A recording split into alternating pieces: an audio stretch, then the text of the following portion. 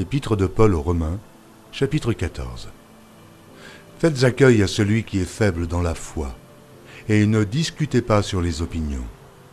Tel croit pouvoir manger de tout, tel autre qui est faible ne mange que des légumes.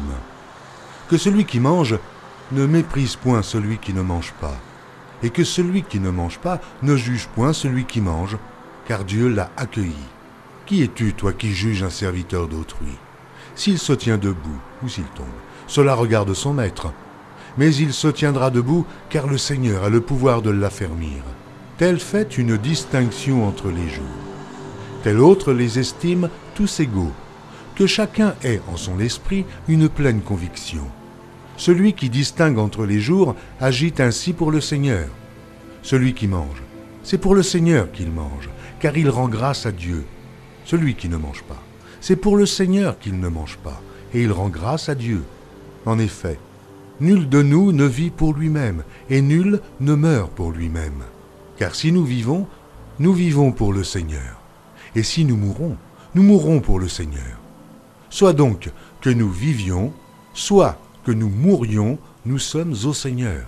Car Christ est mort, et il a vécu, afin de dominer sur les morts et sur les vivants. Mais toi, pourquoi juges-tu ton frère? Ou toi, pourquoi méprises-tu ton frère, puisque nous comparaîtrons tous devant le tribunal de Dieu? Car il est écrit, « Je suis vivant, dit le Seigneur. Tout genou fléchira devant moi, et toute langue donnera gloire à Dieu. » Ainsi, chacun de nous rendra compte à Dieu pour lui-même. Ne nous jugeons donc plus les uns les autres, mais pensez plutôt à ne rien faire, qui soit pour votre frère une pierre d'achoppement ou une occasion de chute. Je sais, et je suis persuadé par le Seigneur Jésus, que rien n'est impur en soi, et qu'une chose n'est impure que pour celui qui la croit impure. Mais si pour un aliment ton frère est attristé, tu ne marches plus selon l'amour. Ne cause pas par ton aliment la perte de celui pour lequel Christ est mort. Que votre privilège ne soit pas un sujet de calomnie.